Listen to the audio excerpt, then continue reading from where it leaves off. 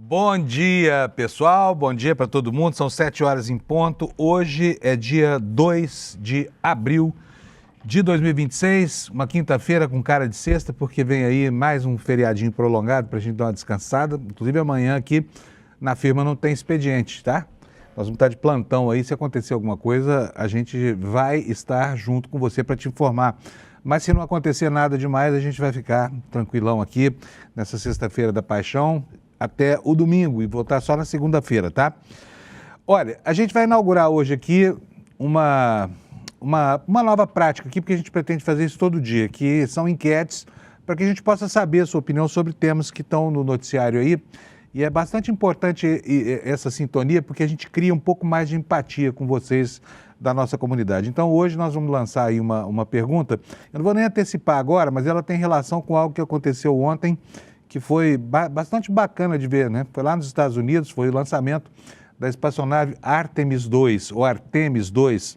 Essa espaçonave é um gigante da indústria aeroespacial, 98 metros de comprimento, é mais ou menos como se um prédio de 30 andares, de repente alguém botasse fogo no térreo e ele disparasse em direção ao céu, né? É incrível. E levando uma amostra diversa entre os seus tripulantes, né? Um canadense, um negro, uma mulher e o comandante americano. Enfim, mas é a primeira vez que um negro vai entrar em órbita da Terra, entrou em órbita da Terra e vai chegar até muito próximo da Lua, né? Porque essa espaçonave vai até a órbita da Lua e depois retorna em 10 dias para a Terra e, se tudo der certo, reentrando na atmosfera com tranquilidade e sossego. Ela é precursora da próxima missão, que ainda é uma missão exploratória, né, exploratória das condições técnicas, para depois, a próxima missão, ou seja, a segunda a partir de agora, os americanos pretendem pousar na Lua. E isso abriria um ciclo, ressuscitando a corrida espacial, que agora tem outros players aí. Por exemplo, a China e o Japão estão aí de olho na Lua também, né? Não se sabe o sentido dessa nova corrida espacial. Por quê? Porque, aparentemente, nesses 53 anos que se passaram desde que o homem voltou à Lua, isso só não aconteceu porque não havia mesmo o que fazer lá. A Lua é um pedaço de rocha e areia que não tem ainda hoje nenhum interesse, por exemplo, para a exploração de seus recursos naturais, porque não há tecnologia ainda possível para trazer, por exemplo, minerais da Lua, né? Então está lá a Lua como um fetiche, né? Muito tempo se passou desde a primeira vez que o homem foi lá. 11 astronautas já botaram os pés no solo lunar e tem muita gente no planeta Terra que não acredita ainda que isso aconteceu. Tem muita gente que não acredita, inclusive, que essa missão que decolou ontem, lá do centro de lançamento da NASA, tenha mesmo a Lua como seu destino, tá? Então, vou revelar qual é a nossa enquete, tá? Nós vamos perguntar para você se você acredita que o homem já foi à Lua ou não. Queremos saber o nível de dissonância cognitiva aqui entre a nossa audiência. Bom, além disso, nós temos aí um dia turbulento aí como reação a algumas coisas que aconteceram em função da guerra lá no Oriente Médio e que começam a afetar drasticamente a vida de empresas, inclusive no Brasil. Ontem a Petrobras deu uma paulada no preço do querosene de aviação. Aumentou o preço em 54% e diz que vai parcelar esse reajuste. Mas as companhias aéreas foram muito severas na reação a essa história toda e elas acham que isso vai ter implicações severas. Vocês já viram um segmento em que as empresas vivem mais em dificuldade que esse segmento aéreo? As empresas são gigantes, né? Os empresários todo ano assinaram prejuízo de janeiro, mas eles continuam ricos, que é um mistério que ninguém explica. Como é que empresas que vão tão mal conseguem ter donos que vão tão bem, né? Coisas assim bastante comuns aqui no Brasil. E na seara da política, olha, nós temos hoje um assunto que é um assunto muito grave, muito importante. A revista Piauí descobriu que o senador Ciro Nogueira, aquele que estrela 10 entre cada 10 escândalos no Brasil, também está metido num grupo de WhatsApp com a máfia da fraude nos combustíveis. Muito grave isso. O senador Ciro Nogueira é onipresente nesse tipo de situação. E a revista Piauí, inclusive, reforça aqui que alguns dos elos entre esse senador e, enfim, setores muito complicados foram estabelecidos em reportagens aqui do ICL Notícias. Daqui a pouco você vai ficar sabendo disso tudo, tá bom? Enquanto isso, lá nos Estados Unidos, Donald Trump foi à televisão, falou ontem por 19 minutos, fez um discurso que ninguém entendeu nada, porque não anunciou nada, era um discurso de um ano da gestão dele, mas ele tentou vender o seu próprio peixe, contrariando aquilo que é a percepção comum lá nos Estados Unidos hoje, que os preços estão disparados, né? O combustível está custando em média $4 o galão, é mais de $1 por litro, e a vida está ficando pior. E o Trump aumentou drasticamente a sua rejeição, que hoje está chegando na casa dos 60%. E tem muito pouco tempo para virar isso, porque em outubro lá tem eleições parlamentares, vão renovar a Câmara inteira e a terça parte do Senado. E se perder a eleição, o Trump corre risco, inclusive, de sofrer processo de impeachment por causa das ilegalidades e das inconstitucionalidades do governo dele. Mas o pronunciamento foi pífio, não estabeleceu prazo para encerrar o conflito lá no Oriente Médio. Ontem ele passou o dia todo dando declarações contraditórias, dizendo que o Irã havia pedido aí um cessar-fogo, o que depois se revelou uma mentira, né? À noite disse que vai sair logo de lá, não marcou data, mas até sair vai continuar transformando o Irã num monturo. E as autoridades do Irã rechaçaram essa história toda de que o Irã pediu um cessar-fogo, disseram que não. O Irã agora vai manter a guerra, desgastando essa figura do presidente dos Estados Unidos junto ao seu eleitorado, porque se há alguém que pode parar esse monstro degenerado, é o próprio eleitor americano que o conduziu lá. 77 milhões de pessoas que deram um voto a Donald Trump. Esses são os assuntos do programa de hoje. Eu agora vou bater aquele papinho de todo dia com o Alex Amorim. Alex, bom dia, meu caro, tudo bem? Bom dia, meu lindo. Hoje é sexta-feira aqui no ICL, nesta quinta-feira. Como você está? Tudo ótimo? Eu estou ótimo, sim. Eu adoro essas sextas-feiras precoces assim, viu? Eu também. Eu fico muito feliz por isso. Confesso que eu não nasci para trabalhar, mas eu vim no corpo errado. Ô, Alex, eu digo mesmo. Me conta, Alex, como é que está o nosso futebol? O que você tem de notícia para nós? Isso mesmo, ontem mesmo a nossa audiência Panuso falou que eu esqueci de falar dos jogos e eu realmente esqueci. A data FIFA acabou na terça-feira e ontem teve alguns jogos que abriu a 9ª rodada ali do Brasileirão Série A e seu Mirassol Panuso tá fazendo bom início de campeonato, perdeu novamente para Anúncio. Foi só começar a torcer pro Mirassol que ele afundou, né? Isso mesmo.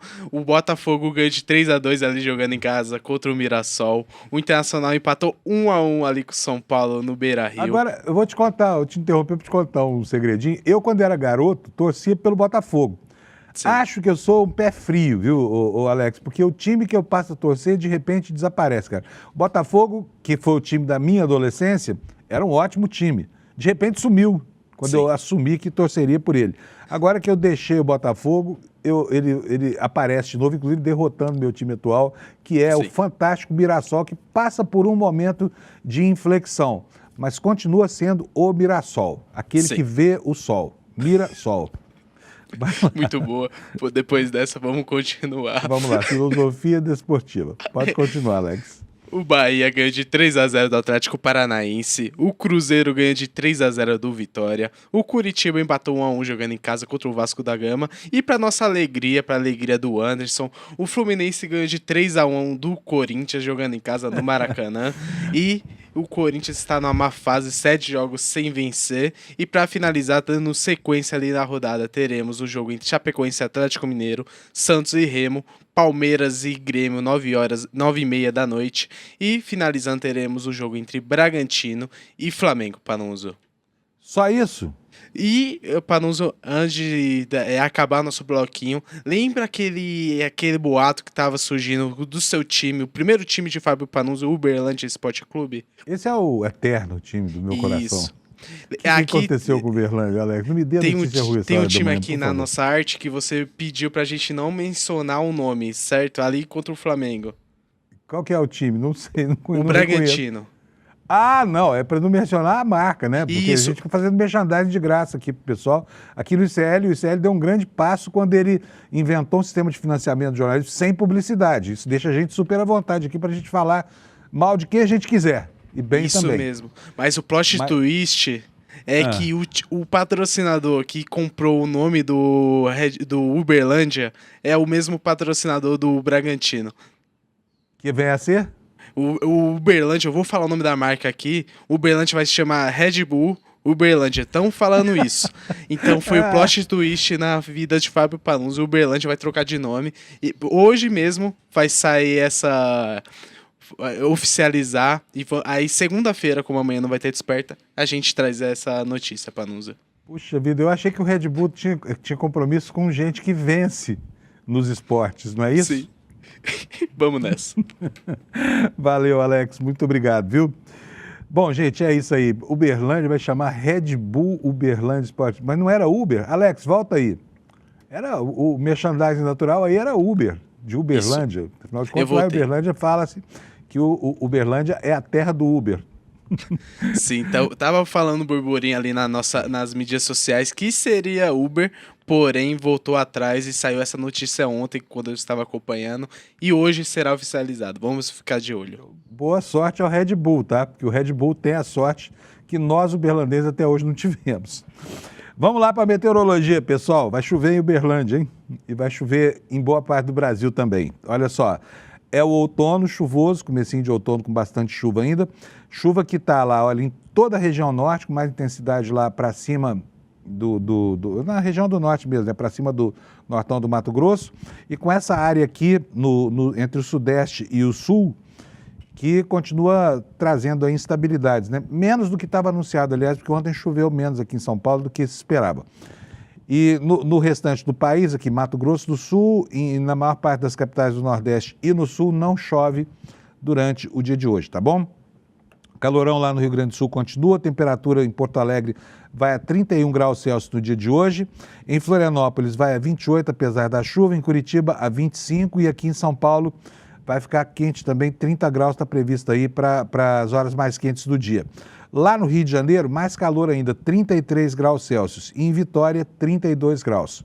Portanto, nós temos aí calor em praticamente toda essa região sul e sudeste, né? Em Belo Horizonte, nós vamos ter 28 graus, chove, pancadas isoladas. E no centro-oeste, começando por Campo Grande, lá em Campo Grande vai ter um dia de céu azul, bonito, mais quente, 33 graus de temperatura máxima. Em Cuiabá, vai fazer 33 graus, chuvinha isolada. Em Brasília, 26 graus Celsius, com chuva. Em Goiânia, a mesma coisa, pancadas isoladas, temperatura máxima de 30 graus. Em Porto Velho, vai fazer 31 nas horas mais quentes do dia. Vai chover. E vai chover também em Rio Branco com 31 graus. Não vou nem falar porque daqui para frente, até eu chegar lá no Rio Grande do Norte, vai chover em tudo quanto é lugar. Então, em Manaus, a temperatura máxima vai ser de 30 graus. Em Boa Vista, 33. Em Macapá, 30 graus. Em Belém do Pará, 32 graus. Em Palmas do Tocantins, 31 graus Celsius. No Nordeste, olha, teremos chuva em São Luís com 28 graus Celsius, 31 graus Celsius em Teresina, onde também chove, e em Fortaleza, 30 graus Celsius. Lá no Rio Grande do Norte também está prevista a ocorrência de chuvas com 28 graus de máxima. A partir daqui não chove mais, nem em Recife com 29 graus de máxima, nem em Maceió, nem em Aracaju, que vai ter 29 também, nem em Salvador. E faltou aqui João Pessoa. Deixa eu achar João Pessoa aqui. Nuvens no céu em João Pessoa, não chove, 29 graus de temperatura máxima. Essa é a previsão para o dia de hoje. Acho que eu esqueci de Vitória aqui, então vamos lá. Vitória, poucas nuvens, 32 graus Celsius. Essa é a previsão da meteorologia para o dia de hoje. Agora nós vamos ver aqui a capa do nosso site, o iclnoticias.com.br, onde está aqui. Acabou de mudar a manchete aqui do nosso site, olha só. As críticas que o Trump fez ao Brasil por causa do PIX, né? Ele é um defensor incrível das corporações americanas, né? Está aqui defendendo, assim, fazendo profissão de fé nos interesses dessas empresas que pagam as campanhas, que pagam o memorial, que pagam tudo por ele, e ele retribui generosamente a essas doações de dinheiro que recebe, né? Mas está aqui a informação, olha, que ele voltou a criticar o Brasil por causa do PIX, por causa da regulação das redes, né? Aqui nós estamos falando dos interesses das Big Techs e por causa das taxas de importação. E nós vamos falar muito sobre o discurso pífio que ele fez ontem lá, 19 minutos falando blá, blá, blá, que nem a própria opinião pública americana engoliu, tá bom? E por isso nós temos aqui, olha, um destaque secundário aqui, informando que os mercados reagiram mal após o Trump dizer que vai encerrar a guerra, mas não disse nem como nem quando. Isso provocou uma uma queda nas bolsas e uma alta do preço do petróleo. Ou seja, foi um desastre como sempre, tá?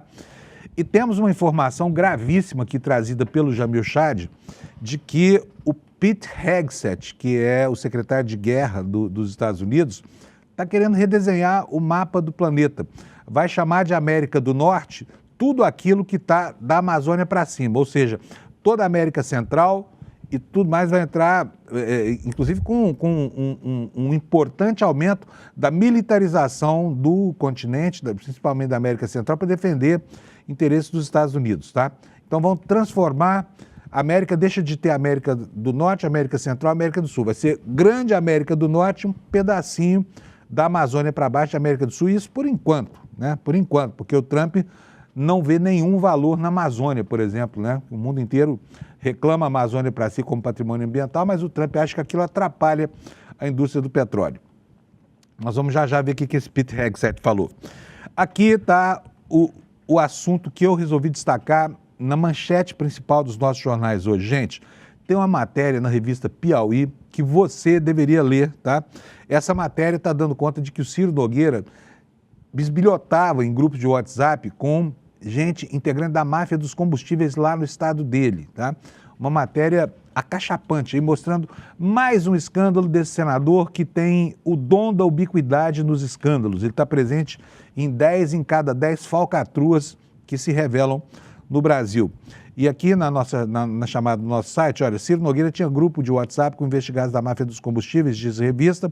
As relações entre os senadores e os investigados foram reveladas em uma série de matérias que o ICL Notícias começou a publicar em novembro de 2025.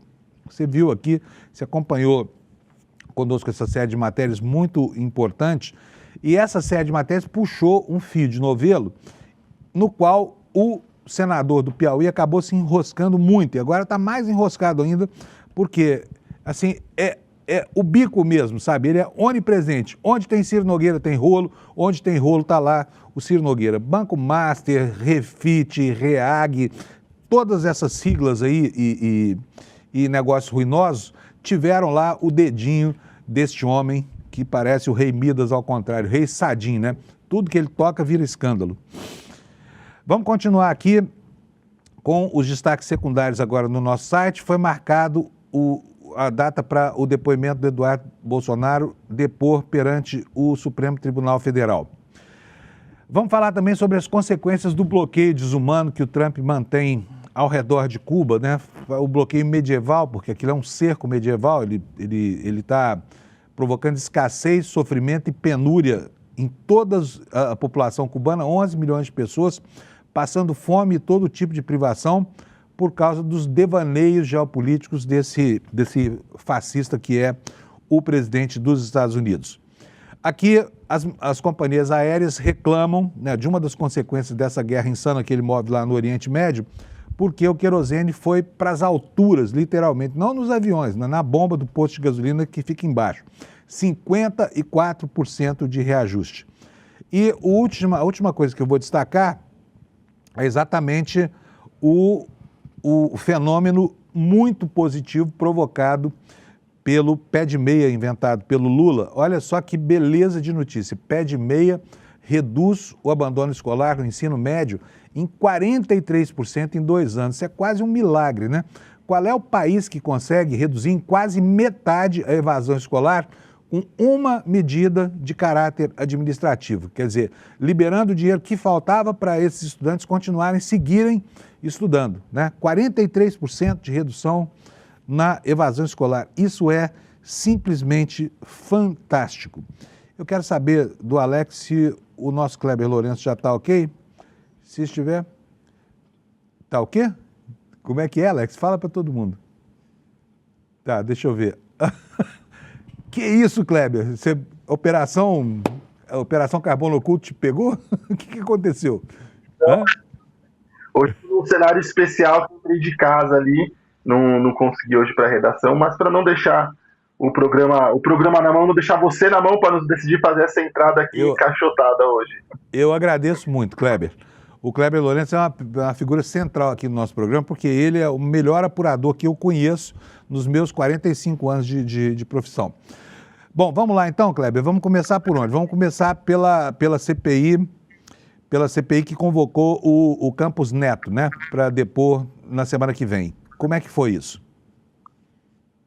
Isso mesmo, eu conversei com o relator da comissão, o senador Alessandro Vieira, e ele me confirmou que já na próxima semana teremos as oitivas tão aguardadas de Roberto Campos Neto e também dos governadores Cláudio Castro e Ibanez Rocha.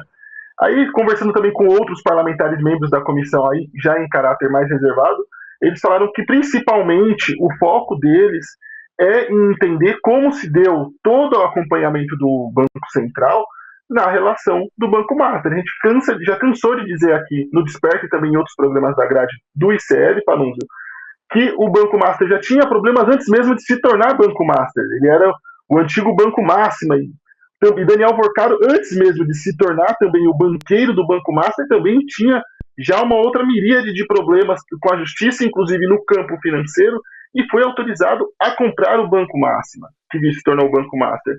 Então, isso vai ser também um dos focos dos questionamentos dos senadores na comissão, além de que vão questionar também sobre como é que, durante o período da gestão Campos Neto, o banco teve esse crescimento livre e, assim, exacerbado, não teve nenhum comedimento ali, não teve nenhum controle, sabendo que durante toda a sua trajetória tiveram vários problemas na questão da liquidez dos ativos, da questão regulatória.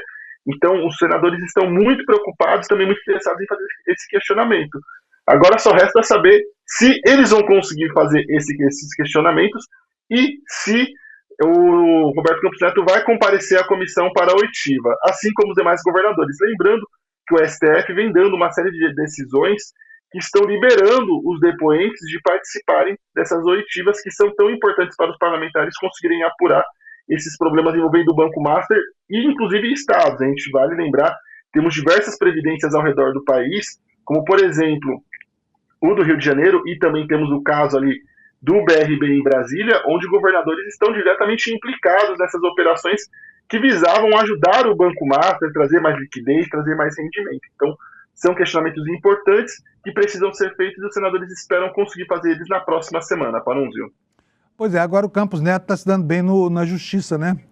Porque continua suspenso contra ele aquele processo que foi aberto para investigar se ele tinha uma empresa de offshore ou não, enquanto presidiu o Banco Central, não é isso, Kleber? Isso mesmo, Panunzio. Eu tive acesso aos autos do julgamento da segunda turma do STF, inclusive vale ressaltar esse ponto interessantíssimo. A primeira decisão que derruba ali a questão do julgamento não, mas na verdade do julgamento no conselho, na Comissão de Ética da Presidência da República, veio do ministro Dias Toffoli, Panunzio. E aí depois disso foi julgado no plenário da segunda turma. Houve um recurso da própria Advocacia Geral da União, hoje comandada por Jorge Messias, que a gente vai falar daqui a pouquinho, entrou com um recurso pedindo que esse processo fosse continuado, que ele não fosse suspenso. Já no caso do ministro Dias Toffoli, ele entrou com a argumentação de que, como o processo na PGR, na área criminal, foi suspenso e não avançou por não encontrar indicativos de ilícitos, então não tinha necessidade do processo na área administrativa a seguir, o que foi questionado pela AGU, mas agora foi derrubado esse entendimento na última sexta-feira e o processo não vai continuar. Então o recurso da AGU sobre esse assunto também foi derrotado e Campos Neto segue ali livre, leve, solto e seguro na esfera criminal e também na esfera administrativa agora. E isso, lembrando que é um caso, como você bem apontou, Panunzio, fora do campo do Banco Master. Estamos falando agora dos casos relacionados ao Panama Papers, aquela investigação que mostrou diversas offshores, ou seja, empresas que guardam dinheiro e recursos de autoridades do Brasil e do resto do mundo em paraísos fiscais. Então esse caso já é um outro problema de Campos Neto, que ele conseguiu também escapar na justiça e agora também na investigação e no julgamento do Conselho da Comissão de Ética da Presidência da República. Provavelmente, mesmo tendo se livrado disso lá no Supremo Tribunal Federal, ele vai ter que falar sobre isso, se for ao Congresso semana que vem, né? Porque está na moda agora, CPI convoca e ninguém vai, não aparece, não dá quórum, né, o Kleber? Ô Kleber, olha, ontem, quando o programa começou, eu não sabia direito se o nome do Toffoli tinha sido mandado, se não tinha. No final das contas, nem tinha sido mandado ainda. O governo anunciou na véspera que iria mandar e acabou mandando só ontem, ao longo do dia. Mas agora está lá a indicação, né? Está sacramentado. Toffoli, o Messias é mesmo indicado do governo formalmente a essa vaga do Senado, não é isso? Isso. Houve um desencontro, na verdade, de informações. Alguns membros do Palácio do Planalto chegaram a falar com a imprensa de que o nome havia sido enviado ontem à noite, o que não aconteceu. Até questionei depois de manhã, ontem de manhãzinha, a Casa Civil e também a presidência do Senado e a equipe do senador Davi Alcolumbre, que me reafirmaram logo nas primeiras horas da manhã, por volta das 8, 9 horas, que o nome não havia ainda sido enviado. Apesar do governo ter garantido que enviaria o nome do Jorge Messias até o final da terça-feira. Isso só foi acontecer na tarde de ontem, Panunzio. Então, mais um imbróglio ali dentro das relações. Eu perguntei tanto para os membros da Casa Civil, quanto também da Presidência da República, e até mesmo ali membros do Palácio do Planalto, se havia algum motivo especial para ter esse atraso, se foi alguma conversa que eles precisavam ter antes com o Alcolumbre, e eles não revelaram o motivo desse atraso. O que eu fiquei sabendo, conversando com fontes, Alcolumbre estava ciente de que haveria esse envio em algum momento do nome, mas ele ficou sabendo apenas pela imprensa que o governo enviaria esse nome na terça-feira e, no caso, acabou sendo enviado na quarta-feira. Mas o governo está confiante de que já tem os votos para isso. A gente vem falando sobre isso há algum tempo. O que eles queriam, na verdade, é conseguir diminuir as resistências do Alcolumbre para que não se tornasse uma sabatina tão conflituosa, cheia de crises. Vale também um outro ponto importante ressaltar, que André Mendonça, o ministro ali, terrivelmente evangélico, indicado ao STF por Jair Bolsonaro, é um desafeto, não tem, na verdade, uma estima de grande simpatia por Davi Alcolumbre, já que ele também foi alvo do mesmo travamento feito por Alcolumbre quando esse era presidente da Comissão de Constituição e Justiça, e André Mendonça foi um dos principais atores e articuladores, Panunzio, da indicação de Jorge Messias. Ele esteve diretamente envolvido e trabalhou muito por esse nome, muito para a gente chegar no momento que o governo chegou ontem de envio do nome. Muito bom, mas está lá o nome, é ele mesmo candidato, agora cabala de votos, né? Ele ontem mesmo já tinha anunciado que ia começar a fazer lá as visitas aos senadores, né? Então, boa sorte ao Jorge Messias, vai precisar, porque... ele sempre fez as visitas, viu?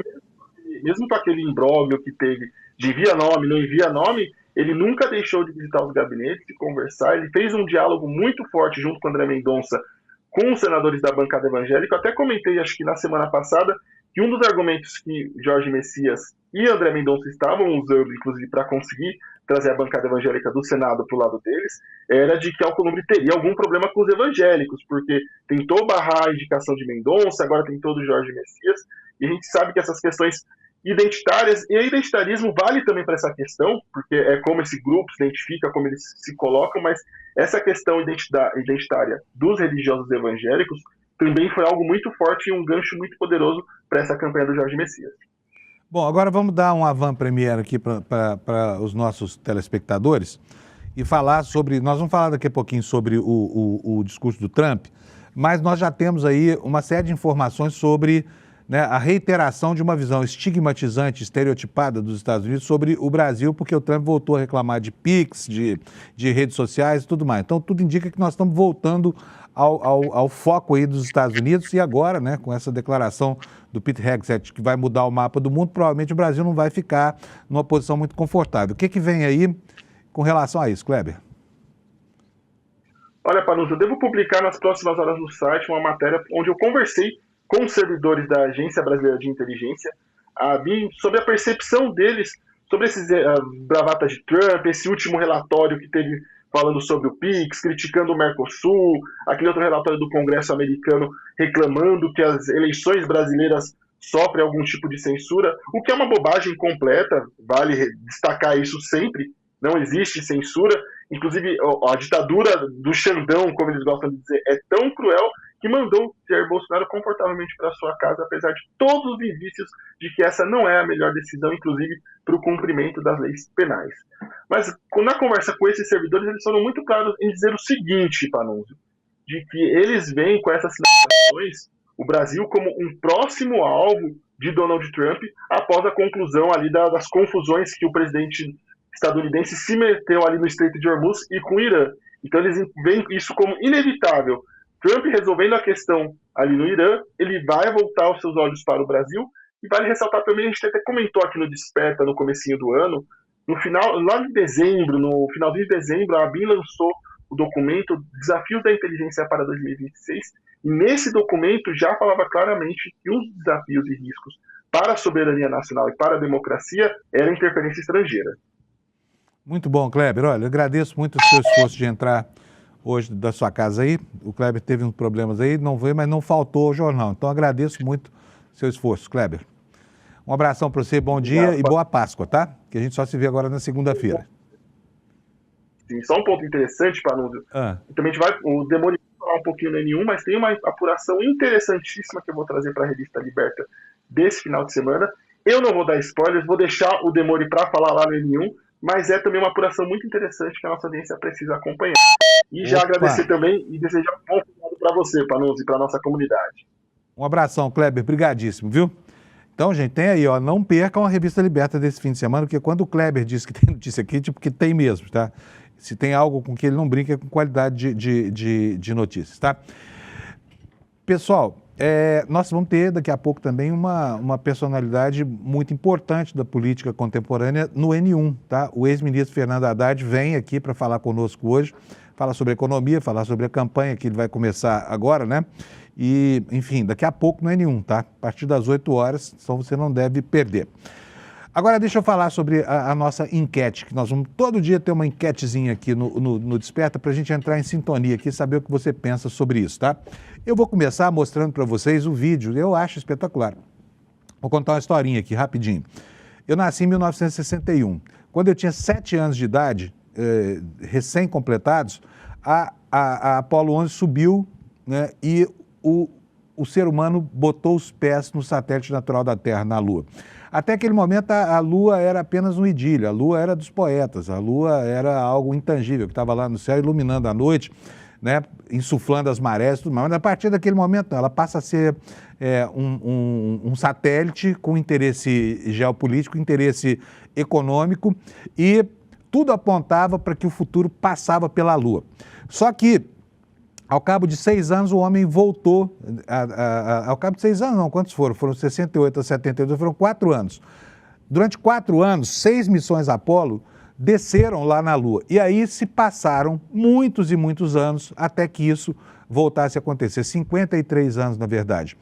E a Lua perdeu o interesse geopolítico, por quê? Porque os Estados Unidos venceram a corrida aeroespacial, né, e aquilo tudo virou uma bobagem. Não havia o que fazer na Lua, então não foram lá durante muito tempo. Só quero fazer aqui um paralelo com algo que aconteceu na nossa história aqui, porque se tem uma epopeia humana que possa ser comparável à conquista do espaço, são as grandes navegações, né?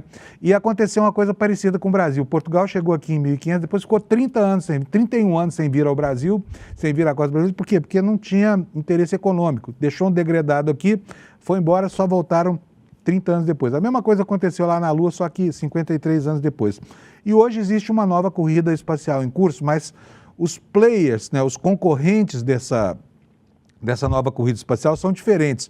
Já não é mais Estados Unidos e União Soviética disputando a hegemonia política do Brasil. O interesse, o foco dessa nova corrida é mesmo comercial. E nela estão muito bem posicionados a China e o Japão. O que os Estados Unidos estão fazendo agora é inventar um simbolismo que os mantenha como protagonistas do desenvolvimento tecnológico. Aí fica a pergunta, quem é que vai ganhar essa segunda bateria da corrida espacial? Eu vou mostrar para vocês o lançamento da espaçonave Artemis II. Vou pedir para o Alex para rodar as imagens enquanto eu falo. É incrível, né, como uma estrutura do porte desse foguete Artemis II sai do chão, de repente, com centenas de toneladas de combustível, um processo de explosão controlada. E, de repente, começa a voar numa velocidade ultrassônica e vai para o céu. Deixa eu ver o lançamento, Alex, olha só. Esse aí é o momento, foi às 6h34 horário do Brasil, ontem, os motores foram acionados e a espaçonave decolou, né? Foi uma decolagem perfeita, não houve nenhum problema na telemetria, quer dizer, todos os fatores foram sendo checados e até que 10 minutos depois os astronautas já tivessem chegado à órbita da Terra, onde eles vão permanecer durante todo o dia de hoje, até que os motores da espaçonave sejam novamente acionados e ele possa ser lançado em direção à órbita da Lua. Ele vai passar próximo à Lua, mas não tão próximo quanto as missões Apollo passavam. E aí será catapultado pela gravidade lunar de volta para a Terra, onde os astronautas daqui a 10 dias devem chegar em segurança. É incrível isso subir alto. Sabe quanto é que é a altura dessa espaçonave? A espaçonave tem 98 metros de altura. É como um prédio de 30 andares subindo para o céu num processo de explosão controlada. É incrível, né? Independentemente de quem seja, essa tecnologia é uma tecnologia que sempre coloca para a gente, né, algo que é um desejo filosófico de buscar lá as nossas origens do processo de formação do universo e tudo mais. Embora a gente saiba que o interesse nessas missões aí é o interesse meramente comercial e geopolítico e simbólico, né? E isso, por que eu estou falando isso tudo? Porque eu tenho uma enquete hoje, eu queria saber a sua opinião. Apesar de todos esses elementos, das imagens, dos testemunhos, enfim, do que dizem os cientistas, tem muita gente que não acredita, simplesmente não acredita que o homem foi à Lua, né? E é muita gente mesmo. Quero saber agora na nossa audiência como é que é isso. Está aqui a enquete de hoje, olha, você acredita que o homem já foi à Lua? E aí você tem 3 respostas, né? Sim, porque há muitas provas. Não, foi tudo uma grande encenação, ou não tenho opinião formada sobre isso. Responde para nós, por favor. O link para essa enquete está na nossa área de chat, tá?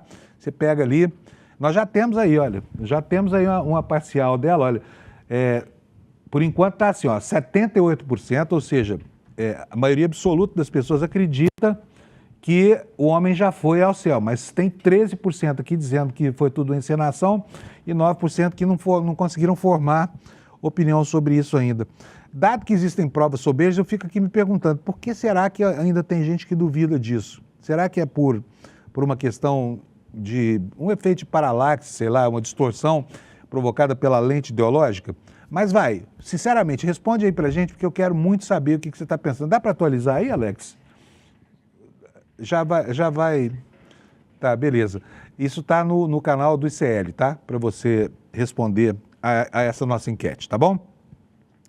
Bom, enquanto a espaçonave norte-americana segue na órbita terrestre, girando em torno do planeta, nós aqui no Brasil temos coisas mais comezinhas para falar, e essas coisas são coisas que aborrecem muito. A gente fica pensando assim, ao longo de uma era assim, de tantos avanços, como é que há gente tão atrasada e retrógrada quanto, por exemplo, esse senador Ciro Nogueira.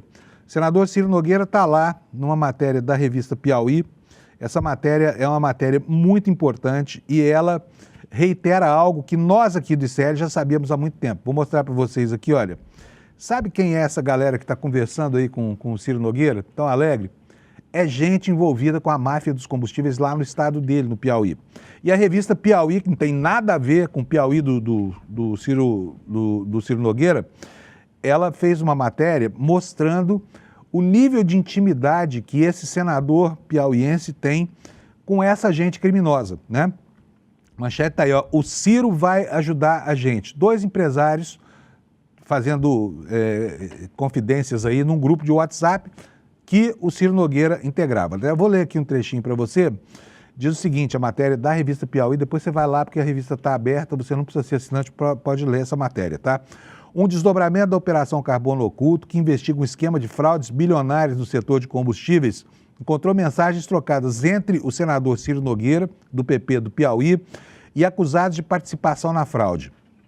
O material foi obtido por meio da quebra de sigilo telemático, né, dados de celulares, computadores e arquivos em nuvem, de Aran Santiago Girão Sampaio e Danilo Coelho de Souza. Quem são esses 2?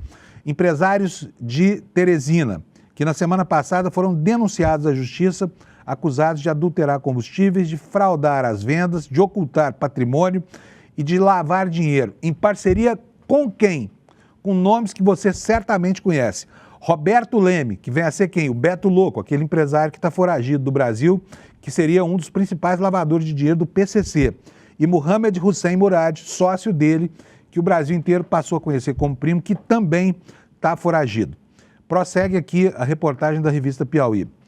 Ciro Nogueira, ex-ministro da Casa Civil de Bolsonaro, não é investigado no inquérito, mas a Carbono Oculto 86 é uma derivação da Operação Carbono Oculto. O número 86 aqui é uma referência ao DDD lá de Teresina, tá? Ela identificou um grupo de WhatsApp do qual o senador participou, intitulado Ciro, Vitor, Haram, Danilo. Era uma referência aos nomes dos integrantes. Além do próprio Ciro e da dupla de empresários Haram e Danilo, estava lá Vitor Linhares de Paiva, que é tratado informalmente como Vitinho.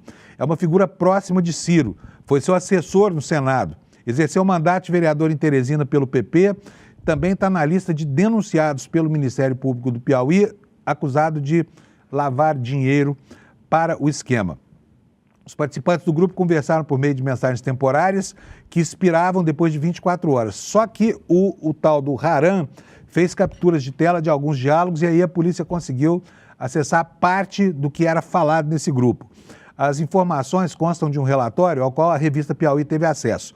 Numa das mensagens, Ciro, a quem os demais participantes se referiam como Sena, que é uma abreviatura de senador, né? Ele convidou 3 colegas para tomar um café na casa dele em Teresina. Essa mensagem foi enviada em 20 de novembro de 2023 e o convite era para o dia seguinte, dia 21. Nessa época, o tal do Haram e o Danilo, que eram donos de uma rede de postos de combustíveis chamada HD, negociavam a venda de parte da empresa para quem? Para Beto Louco e para o Primo, que são os donos daquela distribuidora que também está bastante famosa nos escaninhos policiais e também na imprensa, chamada Copap. Em 11 de dezembro, Haram escreveu no grupo: "Tá no ponto lá, só depende do ok dele. Dando o ok, já inicia amanhã." Ao que Ciro respondeu: "Ok." Dali a poucos dias, ainda em dezembro de 2023, o negócio foi fechado, né? O Beto Louco comprou essa rede de postos de gasolina dessa dupla de empresários falsificadores de combustível lá do estado do Piauí. E prossegue aqui a reportagem. O quarteto continuou conversando nas semanas seguintes, segundo os prints obtidos pela polícia. No dia 4 de janeiro, Ciro escreve no grupo: "Querem passar aqui no hotel para a gente atualizar as coisas?" E o Haram respondeu: "Ok, estamos indo." Dali a pouco o Vitinho disse: "Estamos aqui." Ciro pediu então 5 minutos. A conversa dá a entender que os 3 se encontraram naquela tarde. A revista traz prints dessa conversa aí que você pode ver aí na sua tela. Dá para enquadrar melhor, Alex? Dá, obrigado. Olha aí, ó. Tá aqui, ó. O Ciro Nogueira convidando a galera para uma reunião na casa dele, ó. "Ciro Nogueira, vamos tomar um café amanhã?" "Vamos", respondeu o tal do... Respondeu alguém aqui, né? Alguém que responde aqui. E o Danilo confirma: "Vamos sim, onde?" Aí o Ciro Nogueira fala: "Lá em casa." Ou seja, a casa do Ciro era frequentada por gente dessa laia de fraudadores de combustíveis. Como eu disse, ele tem o dom da ubiquidade, tá? E, bem, aqui na matéria tem uma outra informação importante que eu quero ler para você aqui, olha. Se o encontro realmente aconteceu, não foi o único. Por quê? O site ICL Notícias já tinha publicado que em fevereiro, público se encontrou com Irã e Danilo no aeroporto de Brasília. A reportagem mostra uma foto em que os 3 aparecem conversando. A Piauí obteve posteriormente a imagem original e informa que eles embarcaram juntos para Teresina. O ICL também revelou a existência de um relatório do COAF apontando que uma empresa do senador, a Ciro Nogueira Agropecuária e Imóveis, recebeu grana, 63,9 mil reais da Pima Energia Amizade em 2025. A Pima foi criada por Beto Louco e Primo justamente para administrar os postos de combustíveis que compraram dessa dupla Haram e Danilo lá no Piauí. E além disso, segundo o COAF, a empresa de Ciro transferiu R$ 21.500 para a HD Petróleo Uruguai Limitada, que é um dos postos de combustíveis de Haram e Danilo. Então está aqui a justa menção feita ao ICL, que iniciou essas apurações aqui para rastrear as atividades desse senador que não se escanda de estrelar escândalos no país, tá? Pessoal, ontem, agora mudando completamente de assunto, ontem lá nos Estados Unidos o Trump foi à televisão. Foi à televisão para falar sobre a guerra que ele move no Irã e para prestar contas desse ano de governo para a opinião pública americana, que massivamente começa a repudiar a escolha feita nas urnas no ano passado, tá? E o que ele fez ontem foi um festival, mais um festival de mentiras e de divagações ali, que não encontram paralelo na realidade. No jornal The New York Times, a coisa está assim, olha, eu vou mostrar para vocês a manchete aí. Trump afirma ter sucesso militar, só que não ofereceu nenhum cronograma claro para acabar com os combates. O jornalão americano fala o seguinte: em um discurso de 19 minutos na Casa Branca, o presidente Trump disse que os Estados Unidos atacariam o Irã com muito mais força nas próximas 2 a 3 semanas, só que não fez nenhum anúncio revelador. Ele criou tanta expectativa e, no fim das contas, o discurso foi um discurso pífio, 19 minutos perdidos da vida dos cidadãos americanos. Prossegue o jornal aqui, o The New York Times.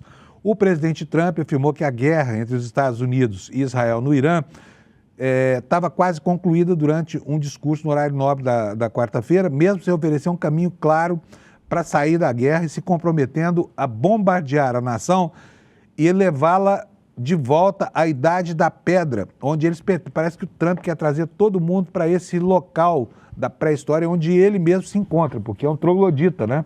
Um troglodita em todos os sentidos.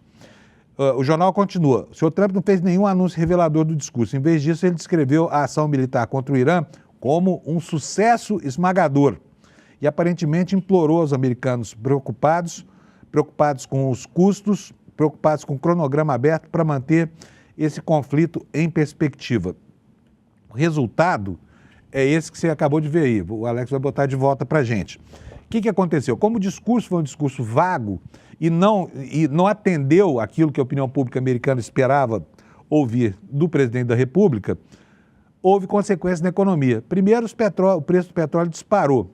As ações na Bolsa de Valores voltaram a cair, ou seja, o processo de degradação da economia americana iniciado pela sandice do Trump continua corroendo a economia americana, tá? O que nos diz aqui, de novo, o New York Times?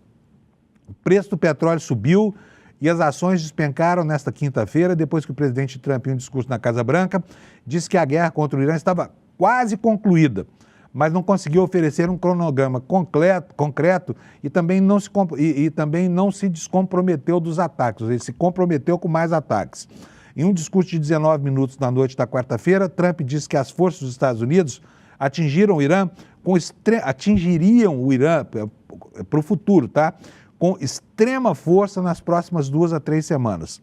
Os investidores que esperavam sinais mais claros de uma redução da tensão no conflito ficaram decepcionados. A guerra, que entra na sua 5ª semana, trouxe um choque energético que ameaça aumentar o custo de vida nos países ricos e privar as regiões mais pobres e vulneráveis de produtos básicos como eletricidade e combustível para cozinhar. Consequências da sandice desse sujeito que, ao que tudo indica, vive um processo acelerado de demência frontotemporal. Tudo leva a crer que o Trump está completamente gaga e desprovido de fronteiras morais, fazendo os absurdos que está fazendo em função do seu estado clínico, tá? A conferir.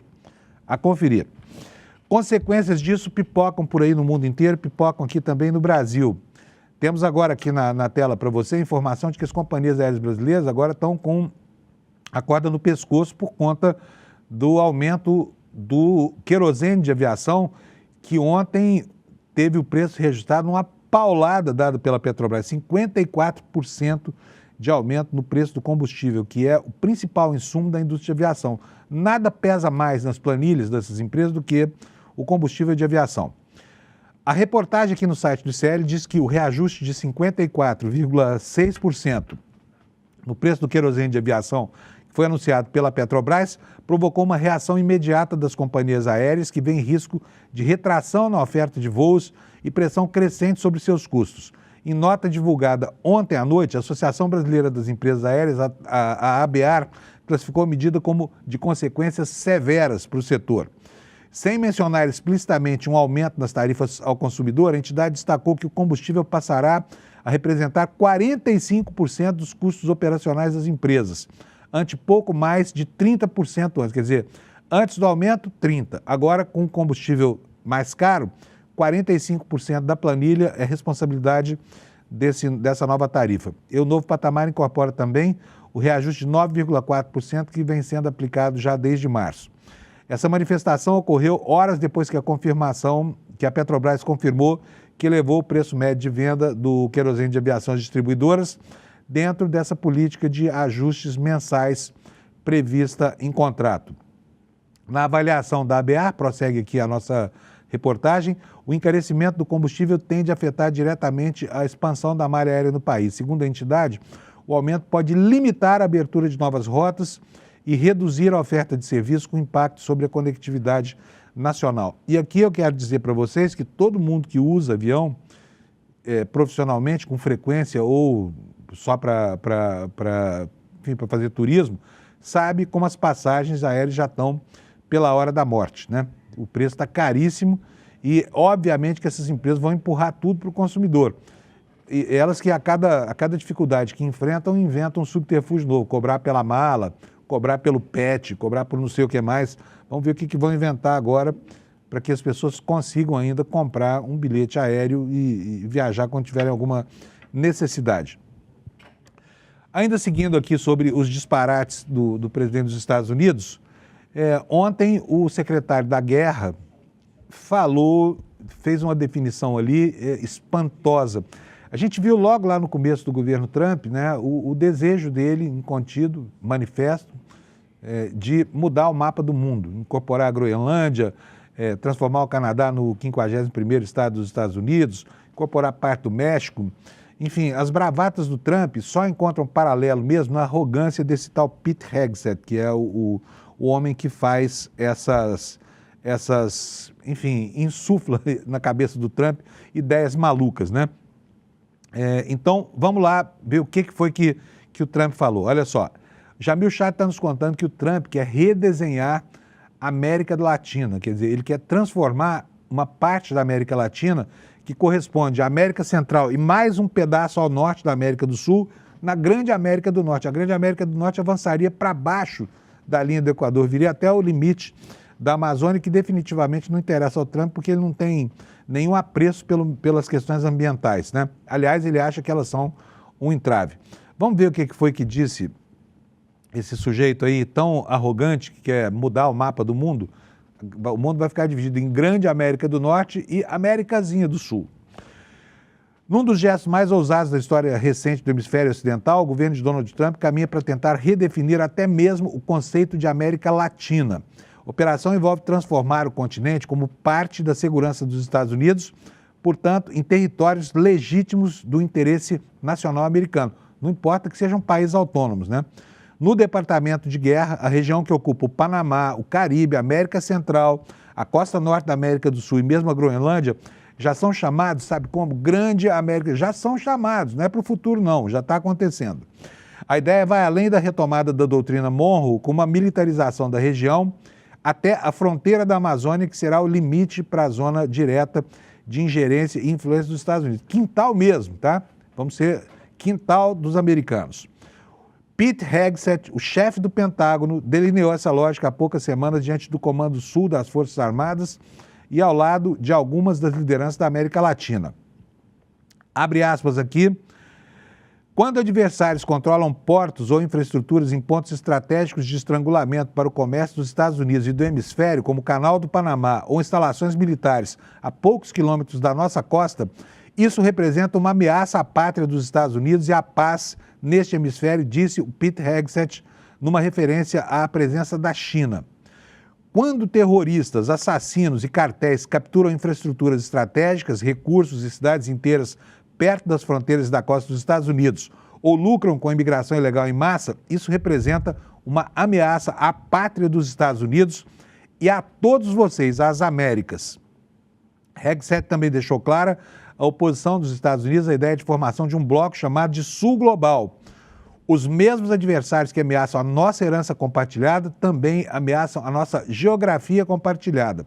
Eles buscam substituir a histórica relação Norte-Sul que sempre compartilhamos por uma espécie de novo Sul Global que exclui os Estados Unidos e outras nações ocidentais, mas inclui potências não ocidentais e outros adversários. Segundo ele, a resposta dos Estados Unidos deve ser a de abraçar a região, um abraço de urso, né, ou de tamanduá, como queira. E aí o Pete Hegseth arrematou com isso. No Departamento de Guerra, nós chamamos esse mapa estratégico de Grande América do Norte. Se isso não é expansionismo colonialista, não sei o que será. Não sei o que será. Olha só, explicação para isso aqui, coletada pelo Jamil Chad. Porque todas as nações e territórios soberanos ao norte da linha do Equador, da Groenlândia ao Equador e do Alasca à Guiana, não fazem parte do sul global. Trata-se do nosso perímetro de segurança imediato nessa grande vizinhança em que todos vivemos. Cada um desses países faz fronteira com o Atlântico Norte ou o Pacífico Norte. Agora, é engraçado, né? Porque você olha, por outro lado, e pensa assim, mas e os chineses, né? Os chineses, o Trump tenta cercar a China por todos os lados, estabelece aí perímetros de invulnerabilidade, onde a China não pode entrar de jeito nenhum, nem com a sua tecnologia, nem com nada disso, e a China quieta. Os chineses quietinhos. Por que vocês acham que eles estão quietinhos? Por que será que estão? Será que os chineses temem essas investidas retóricas do Trump? Temem essa pretensão arrogante de estabelecer aqui um feudo mundial global, de estender as fronteiras americanas para além dos mares e dos canais e tudo mais, com o objetivo de conter o crescimento econômico da China, que ultrapassou os Estados Unidos como primeira economia do mundo? A China não está quieta, tá? A China está trabalhando em silêncio. Olha só o que os chineses estão fazendo enquanto o Trump faz suas bravatas. Inaugurou a primeira fábrica do mundo em que robôs vão produzir robôs. E nós vamos comprar os robôs dos chineses, que são, aliás, muito melhores e mais avançados do que os robôs americanos que estão ficando na poeira dessa estrada da tecnologia. Essa unidade, inaugurada lá na China, vai produzir 10 mil robôs humanoides por ano. Foi projetada para atender a demanda de setores como manufatura e serviços. Outro dia a gente viu esses robôs aqui fazendo uma coreografia dançando Kung Fu. Vocês viram isso? Não é impressionante? Eles são muito mais modernos, têm juntas quase humanas, conseguem ter um equilíbrio que máquinas que os Estados Unidos testam não têm ainda. Vamos ver aqui o que nos diz aqui a matéria do Brasil de Fato, feita pelo Bruno Falsi, que está espelhado no nosso site. A China inaugurou na segunda-feira 30 a sua primeira fábrica onde robôs participam diretamente da produção de outros robôs em um passo que aponta para a industrialização em larga escala desses humanoides. Essa unidade, que está localizada na cidade de Foshan, na província de Guangdong, tem capacidade para 10 mil robôs por ano e opera com uma linha automatizada capaz de produzir um robô a cada 30 minutos. O sistema reúne 24 etapas digitais de montagem de precisão e 77 processos de teste e controle de qualidade, garantindo estabilidade e segurança. Sensores e sistemas de visão computacional coordenam as operações, reduzindo erros e aumentando a padronização. Essa fábrica foi projetada para atender a demanda crescente por robôs em setores como manufatura, logística e serviços, áreas em que a automação avança rapidamente. Na prática, a instalação conecta pesquisa e aplicação industrial, levando tecnologias antes restritas a laboratórios para o chão de fábrica. Outro diferencial é a flexibilidade, porque a mesma linha vai poder montar diferentes modelos simultaneamente, reduzindo custos e encurtando o tempo de adaptação às mudanças do mercado. Tá? É isso que os chineses estão fazendo. Tá? Pessoal, vamos ver como é que anda a nossa enquete? Vamos lá? Olha só, a enquete está encerrada. Nós tivemos aí mais ou menos aquilo que se configurou desde o comecinho, né, Alex? Olha aqui, ó. Você acredita que o homem já esteve na Lua? Sim, há muitas provas, 78%, né? 78%. Não, foi tudo uma encenação, 14%, ou seja, uma pessoa a cada 7 não acreditam que o homem foi à Lua, né? E outros 8%, uma a cada 12, não tem opinião formada sobre isso, tá? Portanto, 78% acreditam que o homem esteve na Lua. Eu não tenho nenhuma dúvida, tá? Se você não acredita, não vou brigar com você por isso, problema seu. Mas o fato é que tem 22% que ou não acreditam ou que acham que as informações não são suficientes para formar opinião, tá? Alex, só quer saber, nós temos audiência hoje ou não? Eu vou direto aqui. Não temos audiência hoje não, então não tem problema. Olha, quero convidar vocês para o próximo lançamento, o último documentário dessa trilogia que o Eduardo Moreira e a Ju Baroni fizeram, viajando pelo mundo. Foram para Cuba, foram para a Argentina e agora foram para a China e voltaram de lá encantados com o que viram. O documentário sobre o que acontece lá na China, na visão do Eduardo e da Ju Baroni, você vai ver aqui no dia 12 de abril, vai ser domingo, não esse domingo agora, o próximo, às 8 horas da noite, tá? Reserve já o seu ingresso nessa plateia que é de graça e é para todo mundo, tá? Como sempre eu falo, aqui nesse link no despertaicl.com.br, você já encontra o link para pegar o seu ingresso e participar da nossa plateia. E olha, se você gostou de Vai para Cuba, Eduardo, e Vai para Argentina, Eduardo, você vai gostar mais ainda desse documentário sobre a China, um país incrível que está produzindo coisas incríveis e cada dia mais delineando o nosso dia a dia, tá bom? Quero desejar para você boa Páscoa, que você descanse bastante, se conseguir não trabalhar, e a gente se encontra aqui na segunda-feira de manhã, se nada excepcional acontecer ao longo dos próximos dias, tá bom? Obrigado pela sua audiência, bom feriado e até segunda-feira. Tchau. A gente literalmente atravessou o mundo para fazer esse documentário. E o que encontramos lá vai mudar tudo o que você achava que era possível sobre tecnologia. Quando a gente decidiu ir até a China, a ideia era simples: ver de perto aquilo que a gente só costuma ver por recortes, notícias ou opiniões. Mas o que a gente encontrou foi muito maior do que isso. Cidades extremamente tecnológicas, sistemas funcionando de forma integrada, soluções que já fazem parte da rotina das pessoas. É um nível de organização e desenvolvimento que faz você repensar muita coisa sobre o mundo de hoje. E foi isso que a gente registrou nesse filme. Não a China que te contam, mas a China que a gente viu. Agora eu quero te convidar para o lançamento de Vai pra China, Eduardo, no dia 12 de abril, às 20 horas. Vai ser ao vivo, gratuito e sem replay. Te espero lá.